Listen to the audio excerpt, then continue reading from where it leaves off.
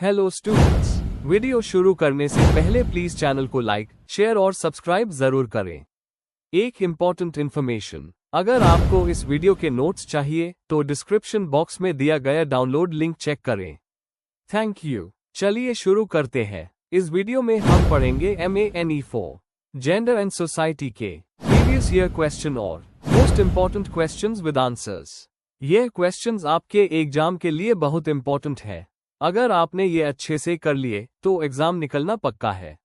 Let's begin. Question 6, provide an explanation of how ethnicity is associated to gender. Question explanation. इस question में हमें बताना है कि एथनिसिटी और जेंडर का आपस में क्या संबंध है। हमें ये समझाना है कि अलग अलग जातियों, कम्युनिटीज या कल्चरल ग्रुप्स में जेंडर रोल्स और आइडेंटिटीज कैसे बदलते हैं। साथ ही कुछ थियरीज, एग्जाम्पल्स और एंथ्रोपोलॉजिकल व्यू पॉइंट्स देने हैं जो बताएं कि जेंडर और एथनिसिटी एक दूसरे को कैसे प्रभावित करते हैं। आंसर। इंट्रोडक्शन। एथनिसिटी और जेंडर दोनों इंसान की पहचान के इंपॉर्टेंट एस्पेक्ट्स हैं। एथनिसिटी एक ग्रुप के साझे सांस्कृतिक वैल्यूज, लैंग्वेज और ट्रेडिशंस को दिखाती है, जबकि जेंडर उन सोशल रोल्स को डिफाइन करता है जो समाज ने मर्दों और महिलाओं के लिए बनाए हैं। एंथ्रोपोलॉजिस्ट्स ने ये स्टडी किया है कि ये दोनों कॉन्सेप्ट्स कैसे मिलकर लोगों के एक्सपीरियंसेस को शेप करते हैं। किम्बल क्रेनशॉ की इंटरसेक्शनैलिटी थियरी बताती है कि जेंडर और एथनिसिटी एक दूसरे से जुदा हुआ है और साथ मिलकर इनइक्वालिटी क्रिएट करते हैं। Main body. 1. जेंडर और एथनिसिटी का कंसेप्चुअल रिलेशन। जेंडर और एथनिसिटी दोनों सोशल कॉन्स्ट्रक्ट्स हैं जो समाज में इंसान की पोजीशन डिफाइन करते हैं। जेंडर रोल्स सिर्फ बायोलॉजिकल नहीं होते, बल्कि अन पर कल्चरल और एथनिक वैल्यूज का भी असर होता है।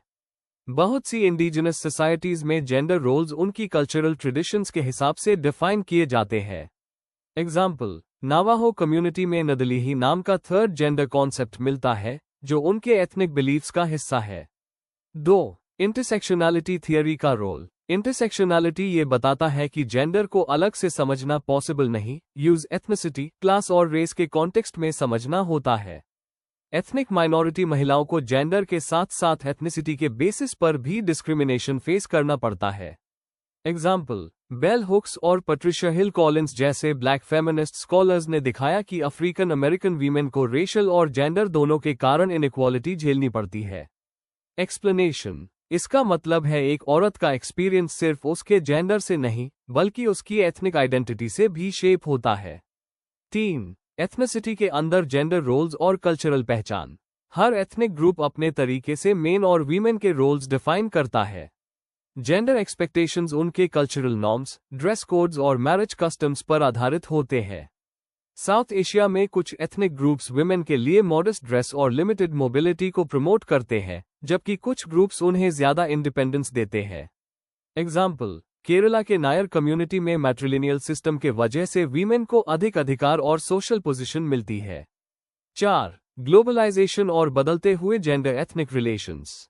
मॉडर्न टाइम में एजुकेशन, माइग्रेशन और मीडिया के इन्फ्लुएंस से एथनिसिटी और जेंडर के कॉन्सेप्ट्स बदल रहे हैं। एथनिक माइनॉरिटी विमेन अब अपनी ट्रेडिशनल और मॉडर्न आइडेंटिटीज के बीच बैलेंस बनाने की कोशिश करती है। एग्जाम्पल, वेस्टर्न कंट्रीज में साउथ एशियन विमेन अपनी कल्चरल वैल्यूज के साथ फेमिनिस्ट आइडियाज को भी अडॉप्ट कर रही है। एक्सप्लेनेशन। ग्लोबलाइजेशन ने एक नई मिक्स्ड आइडेंटिटी क्रिएट की है जिसमें एथनिसिटी और जेंडर दोनों का मॉडर्न रूप सामने आता है। 5. केस स्टडी, वर्क और समाज में जेंडर्ड एथनिसिटी। कई सोसाइटीज में एथनिक माइनॉरिटी विमेन को सिर्फ लो पेइंग, जेंडर्ड जॉब्स मिलती है। जैसे यूएस की लैटिना विमेन या इंडिया की दलित वीमेन को डबल डिस्क्रिमिनेशन का सामना करना पड़ता है। उनकी एथनिसिटी अक्सर उनके एजुकेशन और रिसोर्सेस तक के एक्सेस को लिमिट करती है। एक्सप्लेनेशन। एथनिसिटी कभी कभी जेंडर इनइक्वालिटी को बढ़ा देती है, लेकिन कभी ये एक आइडेंटिटी और सपोर्ट सिस्टम भी बन जाती है। कंक्लूजन। आखिर में ये कहना सही होगा कि जेंडर और एथनिसिटी दोनों मिलकर एक कॉम्प्लेक्स आइडेंटिटी बनाते हैं। इनके बीच का रिलेशन समझने से हम पावर, प्रिविलेज और इनइक्वालिटी के डीपर मीनिंग समझ सकते हैं। एंथ्रोपोलॉजी के लिए ये एक इम्पॉर्टेंट स्टडी एरिया है जहां से हम सामाजिक विविधता और इंसानी व्यवहार को अच्छे से समझ सकते हैं। If you need the notes of this video, there is a download link in the description box. Be sure to check it out. Thank you. Question 7. Delineate the role and identity of women in class-based societies. Question explanation.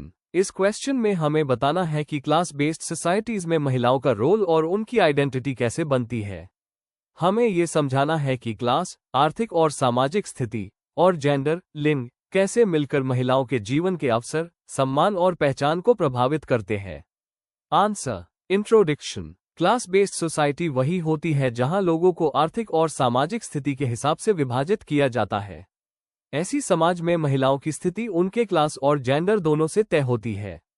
उच्च वर्ग की महिलाओं के पास सुविधाएं होती हैं, जबकि working class महिलाओं को रोजगार और घर दोनों जगह संघर्ष करना पड़ता है। मार्क्स और सोशलिस्ट फेमिनिस्ट्स के अनुसार महिलाओं का उत्पीड़न सिर्फ पेट्रियार्की का नहीं बल्कि कैपिटलिस्ट सिस्टम का भी नतीजा है। इसीलिए जेंडर और क्लास का संबंध समझना जरूरी है। Main body. 1. क्लास और जेंडर का इंटरसेक्शन। क्लास और जेंडर दोनों ही सामाजिक स्ट्रैटिफिकेशन के सिस्टम है। एक धन और पेशे पर आधारित है, दूसरा सामाजिक रोल पर। कैपिटलिस्ट सोसाइटी में महिलाओं का अनपेड डोमेस्टिक काम इकोनॉमी में योगदान देता है, पर उन्हें उसका मान नहीं मिलता। वर्किंग क्लास महिलाओं को डबल एक्सप्लॉयटेशन का सामना करना पड़ता है, एक तरफ क्लास के कारण और दूसरी तरफ पेट्रियार्की के कारण। सिल्विया वाल्बी के पेट्रियार्कल कैपिटलिज्म कॉन्सेप्ट के मुताबिक कैपिटलिज्म महिलाओं की सबॉर्डिनेट रोल से फायदा उठाता है। 2. अपर क्लास महिलाओं की भूमिका और पहचान। उच्च वर्ग की महिलाओं के पास एजुकेशन और सुविधाएं होती हैं, लेकिन उनसे फैमिली प्रेस्टीज बनाए रखने की उम्मीद होती है। पहले के समय में उन्हें घर के बाहर काम करने से रोका जाता था। आज भी कई बार उनके करियर डिसीजंस पर सामाजिक दाब होता है। यद्यपि उनके पास अधिक आज़ादी है, फिर भी जेंडर बायस लीडरशिप रोल्स में दिखाई देता है। 3. मिडिल क्लास महिलाओं का रोल और आइडेंटिटी। मिडिल क्लास महिलाओं को ट्रेडिशनल और मॉडर्न वैल्यूज के बीच बैलेंस बनाना पड़ता है। ये महिलाएं घर और ऑफिस दोनों जगह काम करती हैं, पर उनकी जिम्मेदारियां कभी कम नहीं होती। एजुकेशन और एम्प्लॉयमेंट ने उन्हें प्रोफेशनल पहचान दी है, लेकिन सामाजिक दाब जैसे शादी और मदरहुड अब भी उनकी आइडेंटिटी को शेप करता है। 4. वर्किंग क्लास महिलाओं की स्थिति। वर्किंग क्लास महिलाएं फैक्ट्री, खेत और इनफॉर्मल सेक्टर में कठिन काम करती है। उन्हें डबल बर्डन उठाना पड़ता है, घर और बाहर दोनों काम का प्रेशर। भारत जैसे देशों में महिला मजदूर फैमिली इनकम में योगदान देती है, लेकिन उन्हें सामाजिक पहचान नहीं मिलती। टेक्सटाइल और कंस्ट्रक्शन सेक्टर की महिला वर्कर्स काम करते हुए भी एक्सप्लॉयटेशन और इनसिक्योरिटी का सामना करती है। 5. बदलते रुझान और फेमिनिस्ट दृष्टिकोण। फेमिनिस्ट मूवमेंट्स ने सभी क्लासेज की महिलाओं की आइडेंटिटी को रीडिफाइन किया है। मार्क्सिस्ट और सोशलिस्ट फेमिनिस्ट्स कहते हैं कि आर्थिक समानता के बिना महिला मुक्ति संभव नहीं। लिबरल फेमिनिस्ट्स एजुकेशन और एम्प्लॉयमेंट पर जोर देती है। ग्लोबलाइजेशन ने नए अवसर दिए हैं, लेकिन इनइक्वालिटी भी बढ़ाई है। इंटरसेक्शनल फेमिनिज्म ये बताता है कि जेंडर को क्लास, जाति और एथनिसिटी के साथ समझना चाहिए। कंक्लूजन। क्लास बेस्ड सोसाइटीज में महिलाओं की आइडेंटिटी उनके जेंडर और आर्थिक स्थिति दोनों से प्रभावित होती है। उच्च वर्ग की महिलाओं पर प्रेस्टीज का दाब है, मिडिल क्लास महिलाएं घर और काम के बीच जूझती है, और वर्किंग क्लास महिलाएं आर्थिक संघर्ष में घिरी रहती है। असली जेंडर इक्वालिटी तभी संभव है जब सभी क्लासेज की महिलाओं को समान अवसर और सम्मान मिले। If you need the notes of this video, there's a download link in the description box. Be sure to check it out. Thank you. Question 8. Write about women's participation in the social reform movements of the post-colonial period. Question explanation. इस question में हमें बताना है कि भारत की आज़ादी के बाद 1947 के बाद महिलाओं ने कैसे अलग अलग सामाजिक सुधार आंदोलनों में भाग लिया।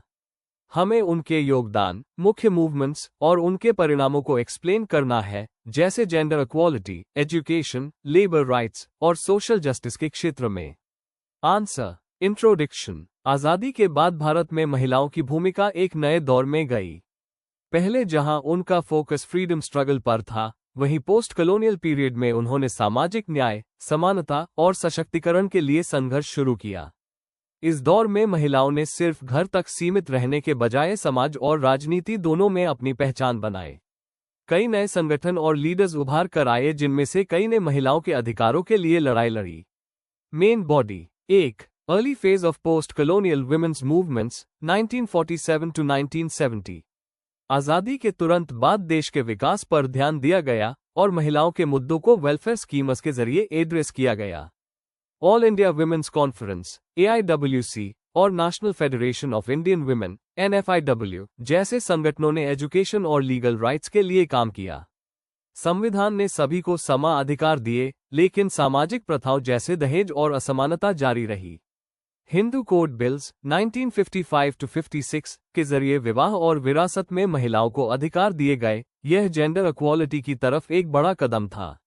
2. Emergence of autonomous women's movements 1970-1980। 1970 के दौर में एक नई फेमिनिस्ट वेव आई जिसमें महिलाएं राजनीतिक पार्टियों से अलग होकर खुद अपने अधिकारों के लिए लड़ने लगी।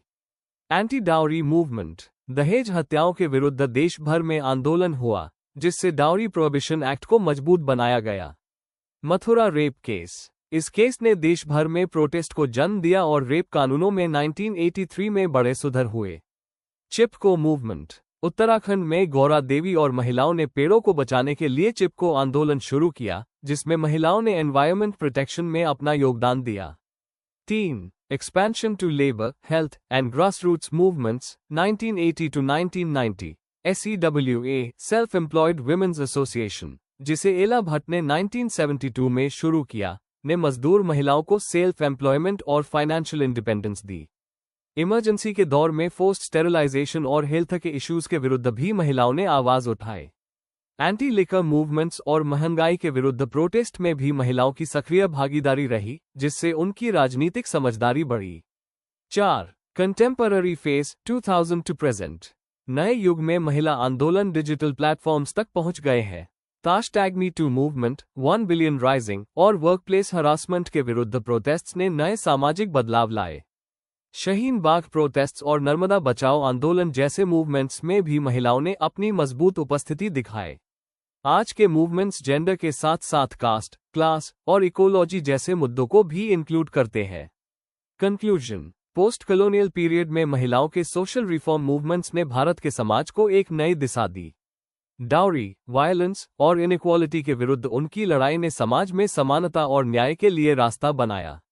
आज भी उनके एफर्ट्स नए जनरेशन को इंस्पायर करते हैं ताकि एक इंक्लूसिव और न्याय प्रधान समाज बन सके। If you need the notes of this video, there's a download link in the description box. Be sure to check it out. Thank you. Let's see the next question.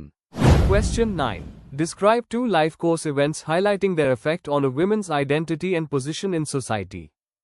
Question explanation. इस question में हमें 2 ऐसे life events explain करने हैं, जैसे शादी, मां बनना, पढ़ाई या जॉब, जो एक महिला की आइडेंटिटी और समाज में उसकी पोजीशन पर असर डालते हैं। हमें बताना है कि ये इवेंट्स कैसे उसकी सोशल रोल, जेंडर एक्सपेक्टेशंस और एम्पावरमेंट को शेप करते हैं। Answer. Introduction. Life course events वो बड़े मोड़ होते हैं जो किसी भी इंसान की पहचान और सामाजिक स्थिति को बदलते हैं। महिलाओं के लिए ये इवेंट्स जैसे शादी और मां बनना उनकी जिंदगी में सबसे इम्पैक्टफुल होते हैं। इनसे उनके रोल्स, जिम्मेदारियां और सामाजिक पोजीशन तय होती है। फेमिनिस्ट थिंकर्स ये कहते हैं कि एक महिला की आइडेंटिटी कभी फिक्स नहीं होती, वो हर एक्सपीरियंस के साथ इवॉल्व होती है। यहाँ हम 2 लाइफ इवेंट्स, शादी और मां बनना, मदरहुड के बारे में डिटेल में बात करेंगे। Main body. 1. शादी एक बदलाव भरा जीवन घटना। शादी महिला के जीवन का एक ऐसा मोड़ है जो उसकी आइडेंटिटी, रोल और सोशल स्टेटस को पूरी तरह बदल देता है। पहचान में परिवर्तन। शादी से पहले महिला अपने मायके से पहचानती जाती है, लेकिन शादी के बाद उसकी पहचान पति और ससुराल से जुड़ी होती है।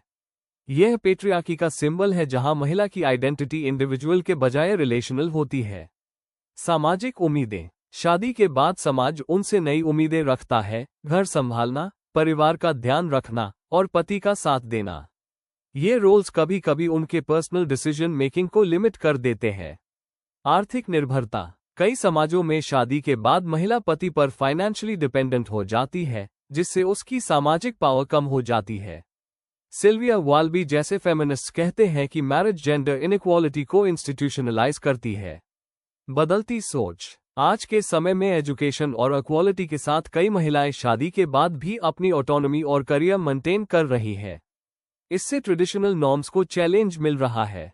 2. मां बनना और महिला की पहचान। मदरहुड भी एक ऐसी घटना है जो महिला के जीवन में इमोशनल, सोशल और बायोलॉजिकल बदलाव लाती है। मदरहुड का महत्व। समाज मदरहुड को एक आइडियल फॉर्म ऑफ वुमनहुड मानता है। इससे महिलाओं को सम्मान मिलता है, लेकिन उनकी आइडेंटिटी सिर्फ मां के रूप में सीमित भी हो जाती है। रोल और इमोशनल बदलाव। मां बनने के बाद महिला के इमोशंस, प्रायोरिटीज और लाइफ गोल्स बदल जाते हैं।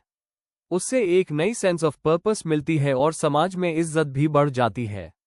चैलेंजेस और रोल कॉन्फ्लिक्ट। मदरहुड के साथ करियर और फैमिली बैलेंस करना मुश्किल होता है। वर्किंग मदर्स डबल बर्डन झेलती हैं, एक तरफ ऑफिस का प्रेशर और दूसरी तरफ घर की जिम्मेदारी। आली हॉक्सचाइल्ड ने इस कॉन्सेप्ट पर लिखा है, मदरहुड से एम्पावरमेंट। आज कई महिलाएं मदरहुड को एक एम्पावरिंग रोल के रूप में देखती है। वो अपने बच्चों के राइट्स और जेंडर इक्वालिटी के लिए सोशल लेवल पर काम करती है। 3. दोनों लाइफ इवेंट्स का रिश्ता। शादी और मदरहुड एक दूसरे से जुड़े हुए हैं। शादी से महिला की सोशल बिलोंगिंग बदलती है, जबकि मदरहुड उसके इमोशनल और मोरल आइडेंटिटी को शेप करता है। दोनों मिलकर ये दिखाते हैं कि महिलाओं के एक्सपीरियंसेस सामाजिक और सांस्कृतिक तौर पर घड़े जाते हैं। कंक्लूजन। शादी और मदरहुड जैसे लाइफ इवेंट्स महिलाओं की आइडेंटिटी और उनकी सामाजिक पोजीशन पर गहरा असर डालते हैं। ये उन्हें रिस्पेक्ट और रिकॉग्निशन देते हैं, लेकिन कई बार ट्रेडिशनल जेंडर रोल्स को भी मजबूत करते हैं। आज के समय में एजुकेशन और जेंडर अवेयरनेस से महिलाएं इन्हीं एक्सपीरियंसेस को एम्पावरमेंट में बदल रही है। If you need the notes of this video, there's a download link in the description box. Be sure to check it out. Thank you. Question 10. Examine any two of the following. A. Paid and unpaid labor. B. Femininity and masculinity. C. Mortality and morbidity indicators of women's health. D. Gender and work participation. Question explanation. इस question में हमें दिए गए 4 topics में से 2 या ज्यादा को डिटेल में समझाना है। हर टॉपिक जेंडर के अलग अलग पहलू को दिखाता है, जैसे काम, आइडेंटिटी, हेल्थ और पार्टिसिपेशन। हमें बताना है कि जेंडर इन सब पर कैसे असर डालता है और किस तरह इनइक्वालिटी क्रिएट होती है। आंसर। इंट्रोडक्शन। जेंडर हर सामाजिक, आर्थिक और सांस्कृतिक जीवन का एक जरूरी हिस्सा है। पेड और अनपेड लेबर, फेमिनिनिटी और मैस्कुलिनिटी, मोर्टेलिटी और मोर्बिडिटी इंडिकेटर्स और जेंडर बेस्ड वर्क पार्टिसिपेशन जैसे कॉन्सेप्ट्स बताते हैं कि जेंडर हमारे डेली लाइफ और अपॉर्चुनिटीज को कैसे शेप करता है। फेमिनिस्ट थिंकर्स जैसे सिमोन द बोववा, जूडिथ बटलर और अन्ना ओकली ने कहा है कि जेंडर एक सोशल कॉन्स्ट्रक्ट है जो हम सीखते हैं, जन्म से नहीं लाते। चलिए इन 4 डायमेंशंस को समझते हैं। Main body. A. Paid and unpaid labour. अर्थ और मतलब। पेड लेबर वो काम है जिसके लिए सैलरी मिलती है, जबकि अनपेड लेबर घर के काम, बच्चों की देखभाल और केयरगिविंग होती है जिसका पैसा नहीं मिलता। Gender division of labour. अक्सर महिलाएं अनपेड काम करती हैं जो जीडीपी या इकोनॉमिक डाटा में नहीं दिखता, जबकि मर्दों को पेड जॉब्स मिलती है। फेमिनिस्ट दृष्टिकोण। फेमिनिस्ट स्कॉलर्स जैसे सिल्विया फेडरिची ने कहा है कि कैपिटलिस्ट सिस्टम महिलाओं के अनपेड डोमेस्टिक वर्क पर टिका है। उदाहरण। इंडिया में एनएसएसओ रिपोर्ट के मुताबिक महिलाएं रोजाना 5 to 6 घंटे घर के काम में लगाती हैं, जबकि पुरुष 1 घंटे से भी कम। बी. Femininity and masculinity. अर्थ। फेमिनिनिटी और मैस्कुलिनिटी सामाजिक रूप से बनाए गए रोल्स और बिहेवियर होते हैं जो महिला और पुरुष से एक्सपेक्ट किए जाते हैं। सामाजिक निर्माण। यह क्वालिटीज हम सीखते हैं फैमिली, स्कूल, मीडिया और रिलीजन के जरिए। जैसे लड़कियों से सॉफ्ट और केयरिंग होने की उम्मीद होती है और लड़कों से स्ट्रांग और लीडर बनने की। Theoretical view. जूडिथ बटलर के जेंडर परफॉर्मेटिविटी कॉन्सेप्ट के मुताबिक जेंडर एक एक्ट है जो हम परफॉर्म करते हैं। प्रभाव। यह रिजिड नॉर्म्स इंडिविजुअल्स की फ्रीडम को लिमिट करते हैं और जेंडर इनइक्वालिटी को बढ़ावा देते हैं। C. Mortality and morbidity indicators of women's health. अर्थ। मोर्टेलिटी मतलब डेथ रेट और मोर्बिडिटी मतलब बीमारी या health condition. Gender gap in health. महिलाओं को हेल्थ केयर एक्सेस कम मिलता है, जिससे मैटरनल डेथ्स और न्यूट्रिशन प्रॉब्लम्स बढ़ते हैं।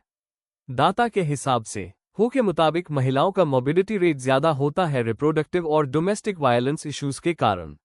गवर्नमेंट योजना स्कीम्स जैसे जननी सुरक्षा योजना और पोषण अभियान महिलाओं के हेल्थ इंप्रूव करने के लिए चलाए गए हैं। D. Gender and work participation. Earth. Work participation का मतलब है कितने लोग प्रोडक्टिव इकोनॉमिक एक्टिविटीज में जुड़े हैं। Gender gap. पेट्रियार्की और वेज डिस्क्रिमिनेशन के चलते महिलाओं का पार्टिसिपेशन कम है।